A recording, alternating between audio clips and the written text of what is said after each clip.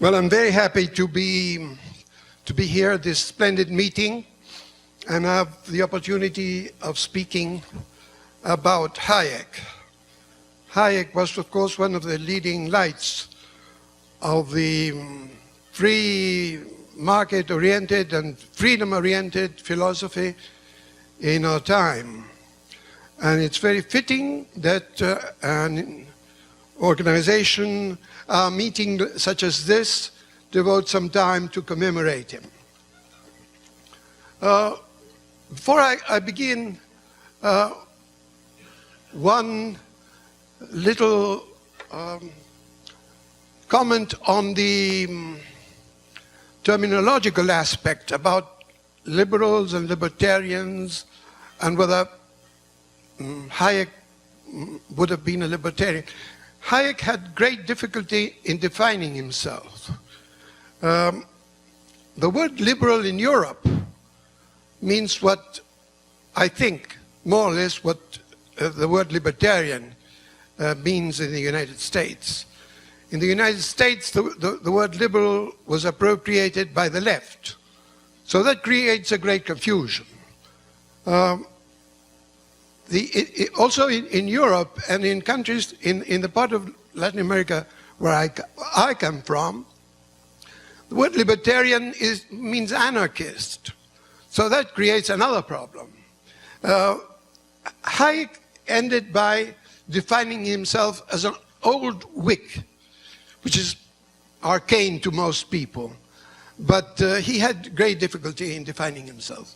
He was not far away from people who call themselves libertarians. Friedrich August von Hayek was born in Vienna on the 8th of May, 1899. He came from a middle-class family. His father, a doctor, practiced as a civil servant. Both Dr. and Mrs. Hayek were from Roman Catholic origin, but they were not practicing. And Friedrich was raised as an agnostic and remained so all his life. But as I will mention later, he came to attach great importance to religion for the maintenance of liberty as a transmitter of ethical traditions. When Friedrich Hayek was finishing his secondary school, the First World War broke out, and he was conscripted into the Austro-Hungarian army and served in the Italian front. That, of course, was lucky that he didn't have to go to the horrible butchery of the Western Front. In fact, we know little about his soldiering days, except one of the few things we do know is that a comrade in arms lent him a couple of books on economics at the front during a lull at the Piave. And this sealed his professional future. On returning from the war, he went to college. He went to the University of Vienna, where he studied economics. At the law school, because following the French tradition, the Austro-Hungarian taught economics at the law school. And he found the atmosphere of the law school, the university in general, very stimulating intellectually. He was encouraged to follow many courses. He took courses in Greek drama and history of art. And he did very well at the university, better than he had at secondary school. And in 1921, he got his master's degree, and in 23, his PhD. And then something very important happened. He, under very adventurous circumstances, went to the United States on his own decision. He was banking at the promise of a professor in Columbia University to the effect that he would employ him as a research assistant. So he could afford to buy just a one-way passage and had $20 in his pocket when he arrived. And to his horror, he found out that Jenks, Isaiah Jenks was the American professor, was on holiday and unreachable. And then he was confronted with very black prospects. He had very little English, not enough to get a decent job. And he was about to accept a job as a dishwasher in a restaurant in 6th Avenue when finally Jenks arrived and rescued him, and he employed him for 6 months as a research assistant, and then obtained a modest scholarship for him that lasted another 9 months. So these 15 months in an Anglo-Saxon atmosphere give him perfect command of English and a knowledge of the Anglo-Saxon academic life and world, which were extremely important subsequently in his life. Back in Vienna, he was employed by a commission that had something to do with the enforcement of the peace treaty, in which von Mises was a director as a representative of the Chamber of Commerce. And he began writing. He started his book, Prices and Production, which is the only book that the Nobel Committee quoted on awarding him the Prize Nobel in 1974. And then he wrote a number of articles for journals, for economic journals. A number of them on the subject of the theory of consumption, of underconsumption rather, which was very much in the air given the depression, the 1922-23 recession. And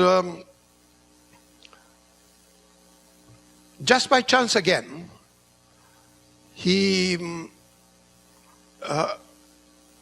Hayek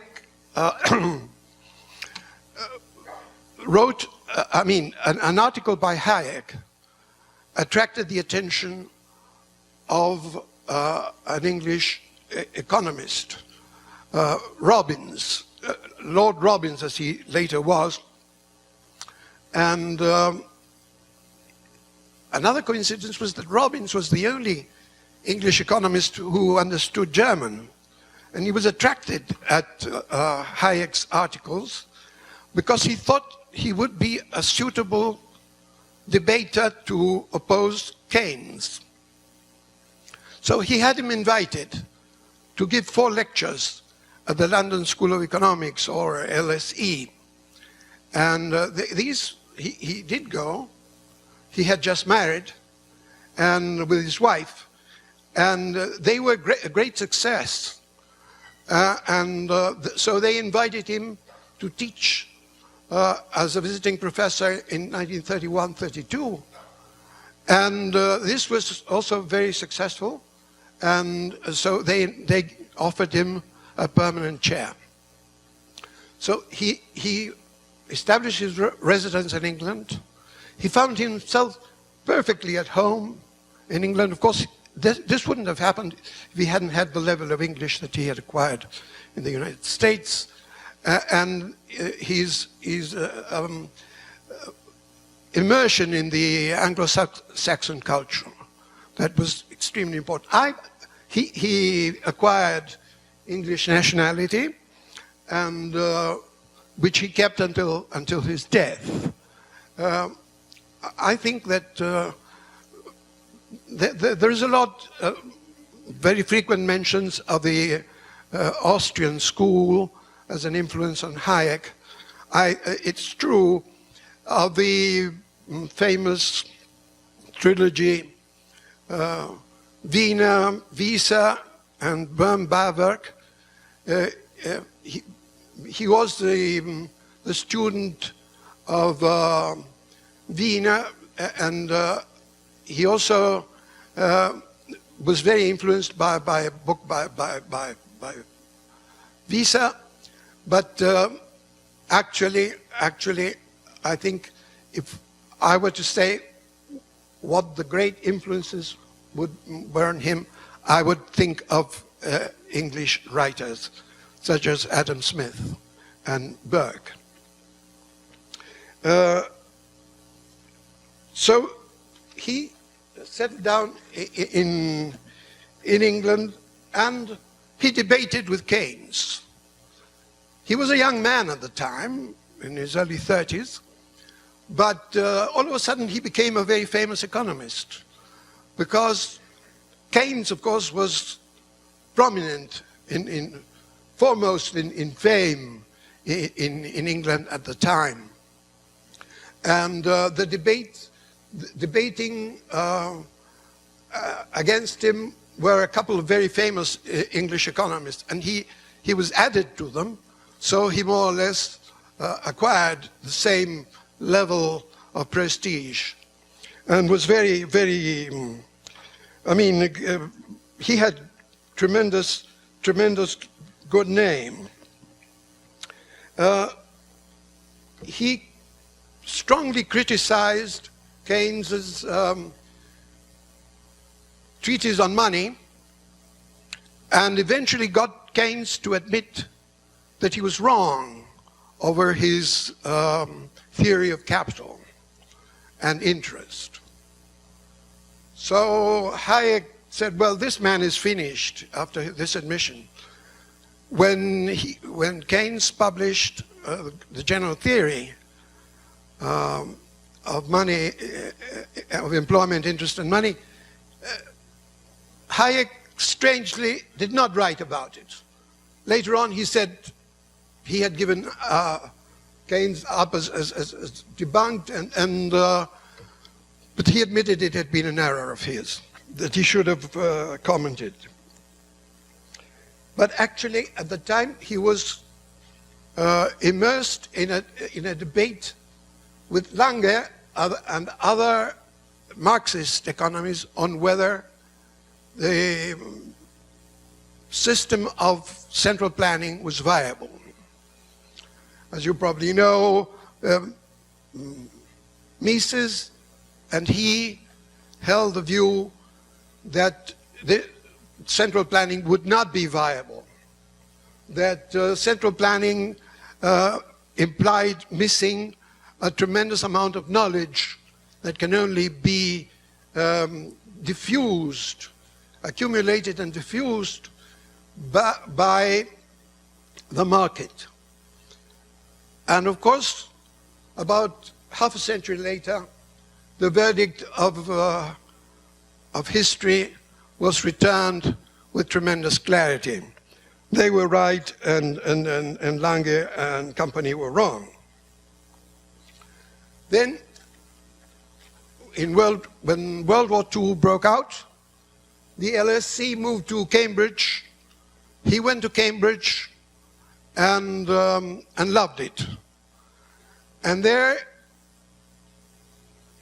he began writing the book that would give him international fame, which is The Road to Serfdom. The Road to Serfdom appeared in 1944. It was published simultaneously on both sides of the Atlantic, and it was a roaring success from the word go. It was translated into many languages. The Reader's Digest ran an abridgment of it, and that was a bestseller. And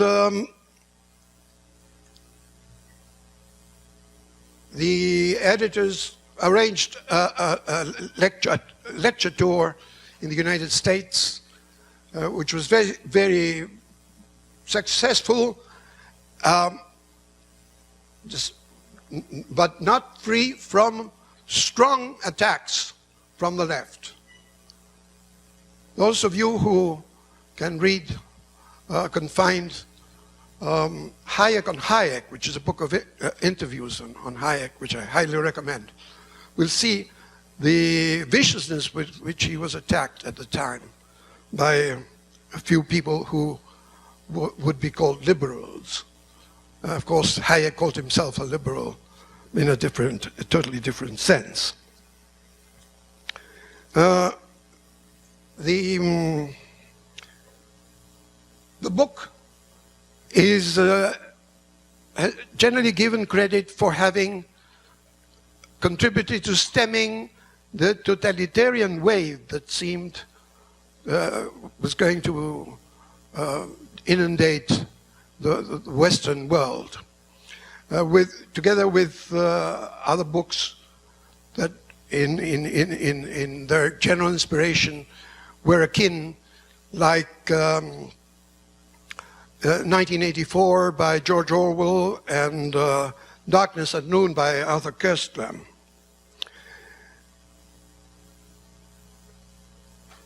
"1944 was a very important year in Hayek's work, because apart from publishing The Road to Serfdom, he did another very important thing.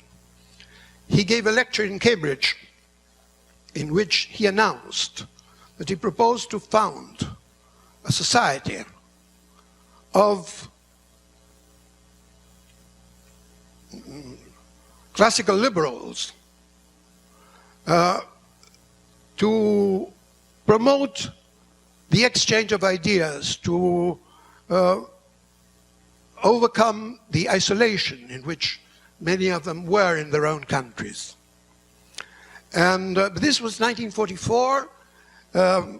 Europe was impoverished by the war, and Europeans alike. And so he had great difficulty, and only in 1947 did he succeed in bringing 39 outstanding intellectuals of similar philosophy to the mountain village of Mont Pelerin near Geneva, and near the Lake of Geneva, very near Vevey. And they were 39.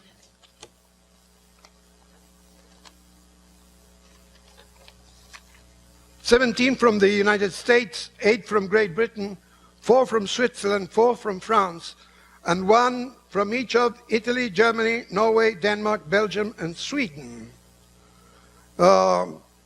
Popper, who was mentioned today several times by the president of this country, and Mises were there. Friedman and Stigler, both very young men, were there.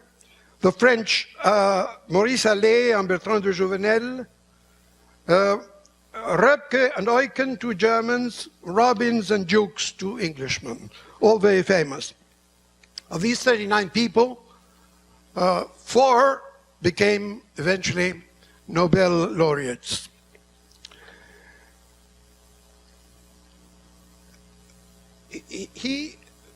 when Hayek announced the formation of the society, his purpose of founding such a society, he suggested the name of the Acton Tocqueville Society, mentioning two historians, not two economists, of two European liberals in the classical sense again. And but this was turned down. This was turned down, and they couldn't agree on any name. So one said, why not call it after the place where we are holding this meeting? So they called it the Montpellier Society, only because they were at Montpellier. The Montpellier Society has just turned its 50th anniversary, is a very special kind of society. It doesn't have any premises, any staff, and it shuns contact with the press, doesn't publish anything. Of course, members or guests who present papers are free to publish them, and they often have. But the society itself does very little of that. The purpose is not to publicize free market. It's just to allow people of a like mind, as the original purpose Declaration of Purposes says, of like mind, to exchange ideas, to gather strength for the debate that occurs outside.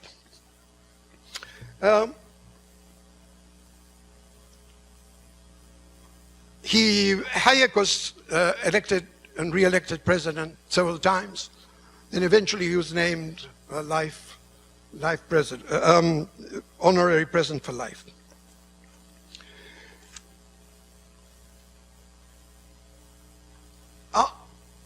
After the war, Hayek's work had great unity. He became less interested in economic theory, particularly in the technical aspects, and much more in political philosophy. In 1950, he left the London School of Economics for Chicago, but not as an economist, but as a political philosopher that he had in fact become.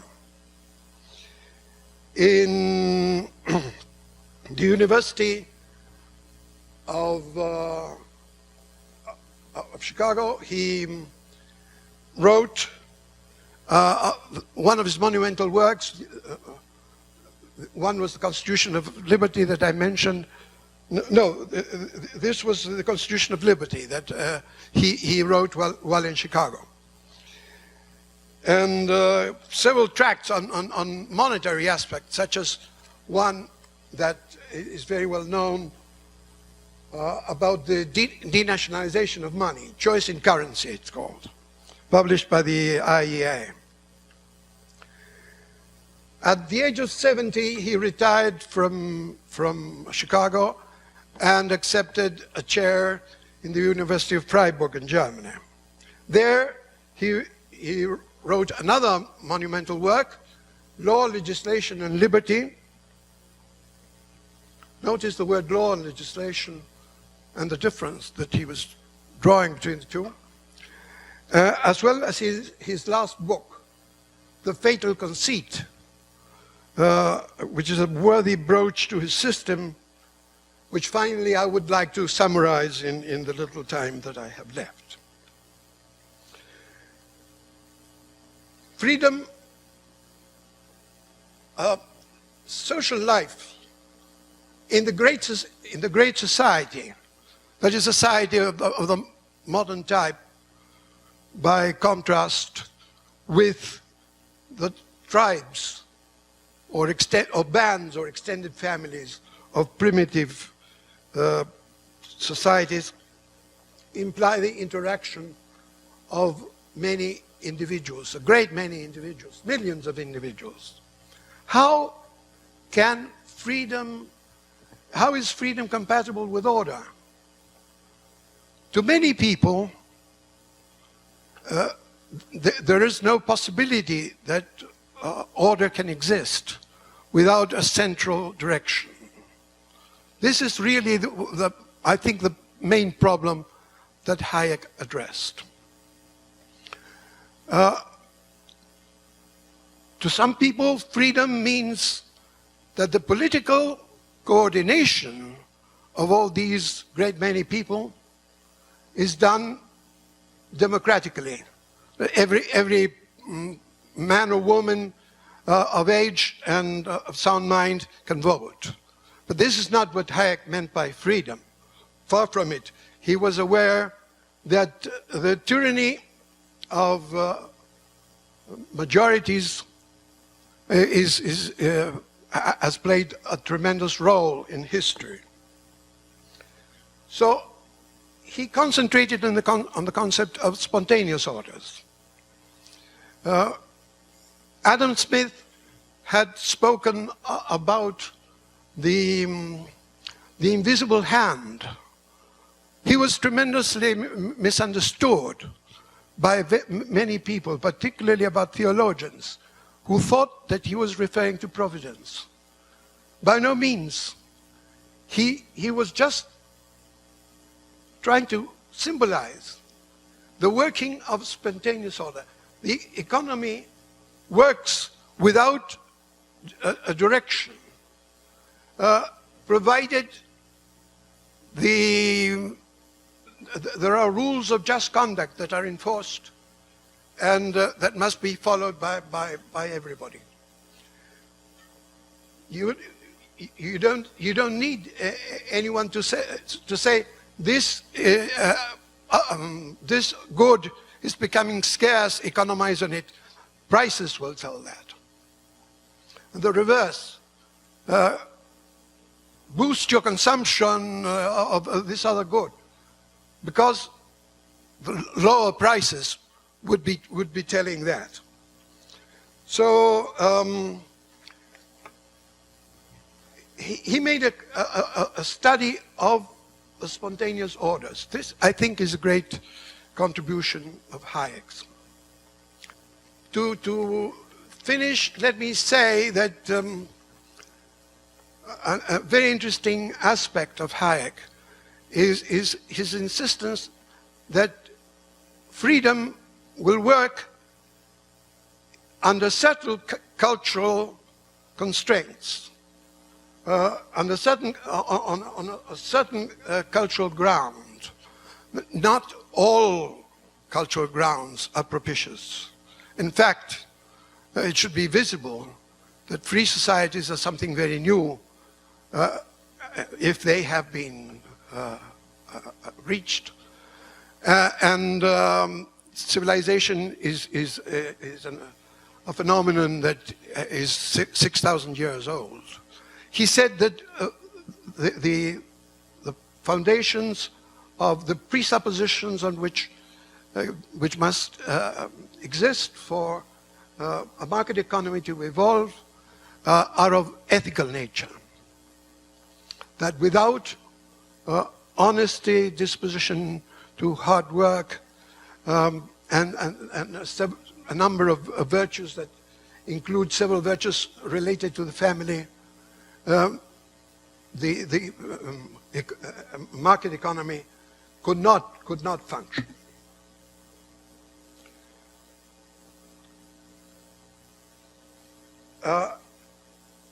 In this sense, in the sense that he associates the system of freedom with culture, with history, with traditions.